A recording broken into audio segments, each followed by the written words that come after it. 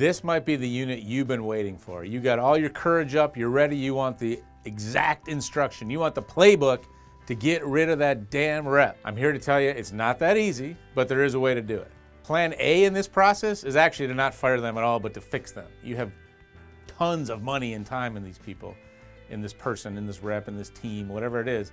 You don't want to destroy it if you don't have to. If you might even be the problem.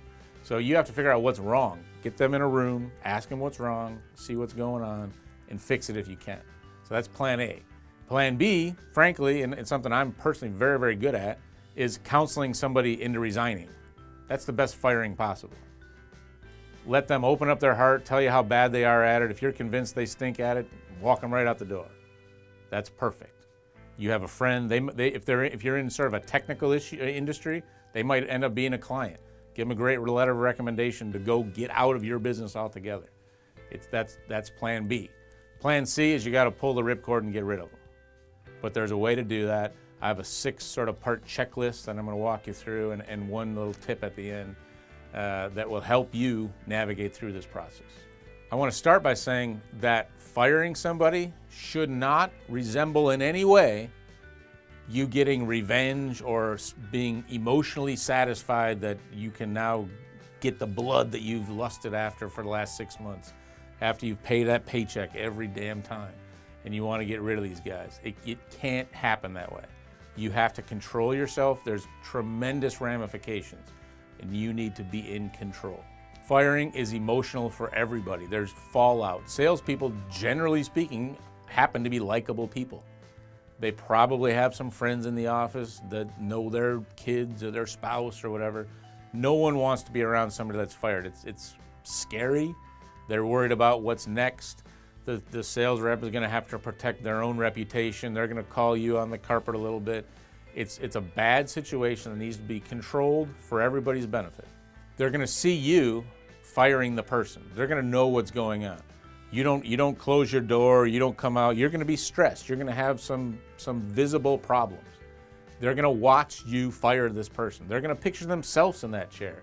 And it's going to have an impact on how their view of you is and what their view of their own job security and how their sort of safety net is impacted. Be careful, be cautious, be professional. Kind of apply the golden rule.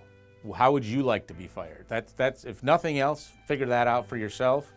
Run the scenario, let that be your guide. So here's my checklist. The very first thing is make sure it's legal.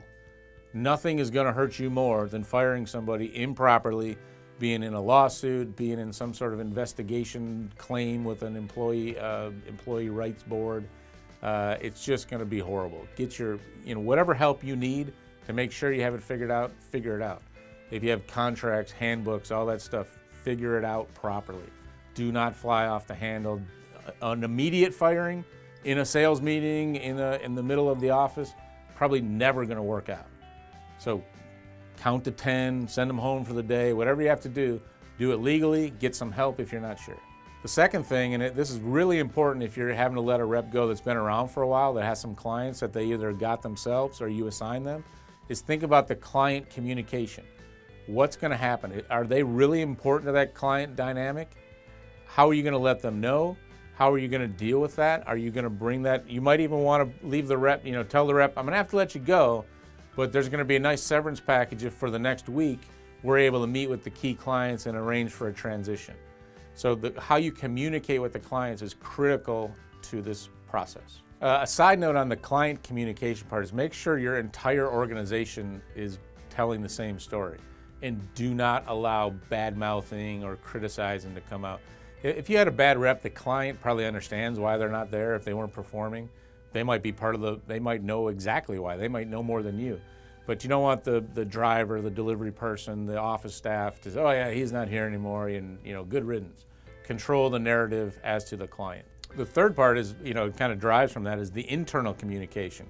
Why isn't that person here anymore? Was it their fault? Was there something were they given a chance to be successful? You want to control and make them feel safe. Keep in mind, it's the WIFM principle, right? What's in it for me? They only really care about themselves, but what they're doing is they're sort of projecting their own interest in that person's seat, as it were, and saying, am I next, right? So If they're not worried about being next and you've made them relax, that's all you can do in this situation. It's a tough situation for everybody. You have to realize it and move forward professional. This one's pretty quick. The fourth one is timing. I personally think about Friday at 4 o'clock is a fantastic time to fire somebody. If you'd watched my career for the last 25 years, if I called you in my office Friday at 4 o'clock, it probably wasn't a very good sign. It's a perfect time to let people go. You even let some people go a little bit early so they're not there. I control the situation better. I do it all myself. I would have an HR person there if I had them or when I had them. But Friday, 4 o'clock is fantastic. Don't let them go on Christmas Eve or even maybe the last half of December.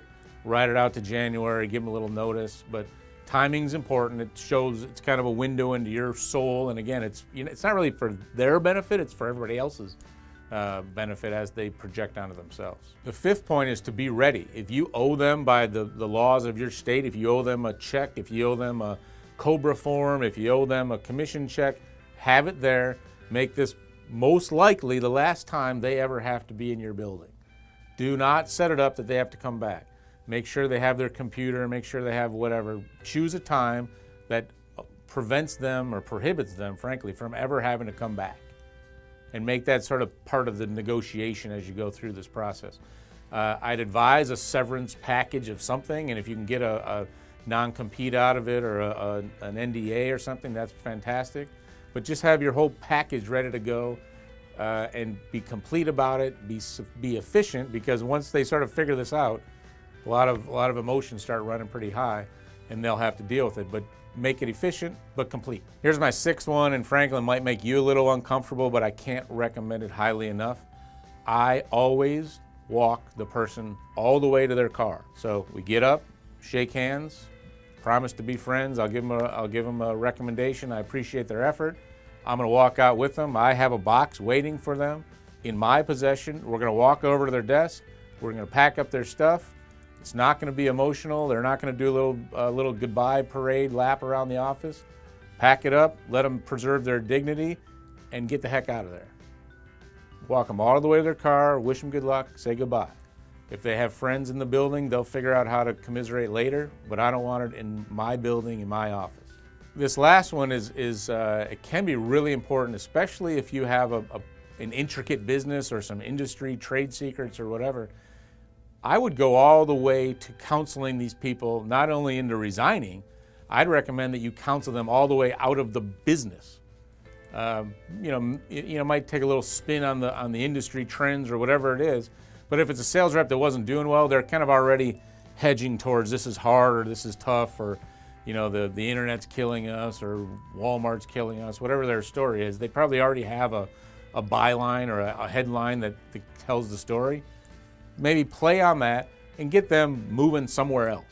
You don't want your playbook to end up in your competitors' hands, whether it's in their heads or in their hands. An NDA or whatever is great, but if they're walking around with your information, you'd rather them not be in your industry. So do them a favor, talk them all the way out of the business. I mentioned earlier in the client communication, you might need their help. So a little tip, especially if they're a mature person that sort of sees the writing on the wall and they have value, let them stay there for a week. Say, I'm gonna give you 3 weeks pay, but I need you for another week. You don't have to be here 8 o'clock on Monday. I'll tell you what we need. But rather than digging through their files for the next 6 months to figure out where a deal stands or what's happening with this client or get things organized, get 30 hours out of them when it's convenient and figure the stuff out. Go meet with a couple key clients, have them write down a list of all the contacts that they have or what they have in their pipeline. Maybe it's not severance, maybe give them part of the commission as it goes forward. But if you have somebody you trust, you don't have to do the whole drama scene and walk them out. If they're moving on and they're really moving on to a different place in the world, you can maturely deal with that inside of your organization and get the best out of it for everybody. Sales management is a lot like the NFL. You have a roster cap and you have a salary cap. You can't afford to have non-performers on your payroll. And I'll give you one last little tip. If you're considering moving a non-performing salesperson to another role to avoid firing them, that is a colossal mistake and doomed for failure. Unless they came from operations, do not send them back to operations. They will just be a cancer on your operation, second guessing. If you bring in another sales rep and they fail, they'll be the ones saying, see, I told you it wasn't me, it's the industry, it's the environment, it's whatever. You have an obligation to put the best team on the field, and they have to produce. If not, there's somebody else involved. Take it from me, I've hired and fired entire football teams of sales reps. It happens. It's the way that it works. The good ones come, the good ones leave on their own. They get recruited away. If you don't do anything, you'll be stuck with just the bad ones. You'll have a roster of underperformers. You have to cut the fat. You have to do what's important to your organization. Just do it in the proper way, legal, clear, fair, with empathy, and accomplish your mission as a sales manager.